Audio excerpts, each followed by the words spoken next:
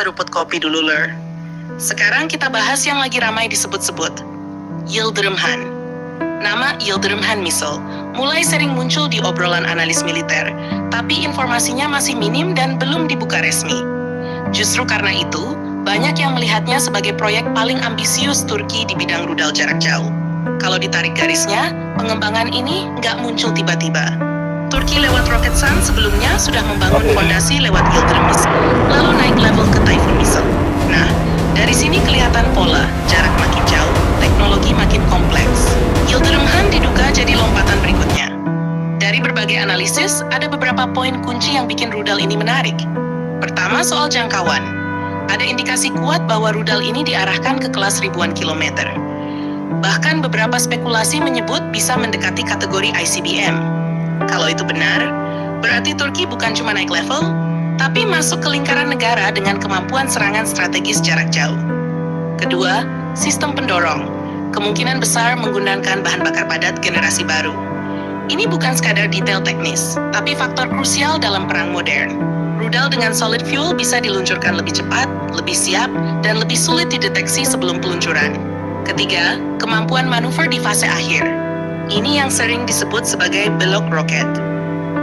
Kalau Yildirim Han memakai konsep MARV, maka saat masuk fase terminal, lintasannya tidak lagi bisa diprediksi secara linear.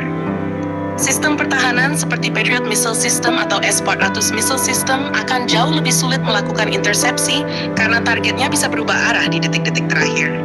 Keempat, potensi akurasi tinggi.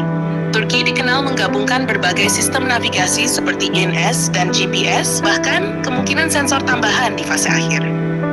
Ini berarti rudal tidak hanya menjangkau jauh, tapi juga punya tingkat presisi yang meningkat.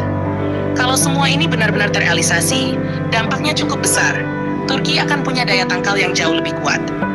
Bukan hanya sebagai anggota NATO, tapi sebagai negara yang bisa berdiri dengan kekuatan militernya sendiri. Dan ini menarik, karena selama ini kemampuan seperti ini didominasi oleh negara besar seperti Amerika Serikat, Rusia, dan China. Turki sedang mencoba masuk ke level itu dengan jalur pengembangan mandiri. Tapi perlu diingat, Lur, sampai sekarang Yildirim Han masih berada di wilayah spekulasi dan pengembangan. Belum ada data resmi soal jarak pasti, kemampuan hulu ledak, atau status operasionalnya. Jadi gambaran besarnya begini. Arahnya sudah jelas menuju rudal jarak sangat jauh, teknologinya mengarah ke sistem yang makin sulit dicegat. Tapi pembuktian nyatanya masih kita tunggu. Kalau nanti benar-benar dikonfirmasi dan operasional, ini bukan cuma upgrade biasa, tapi perubahan posisi Turki di peta kekuatan militer global. Jangan lupa subscribe, like, dan komen di bawah sambil ngopi.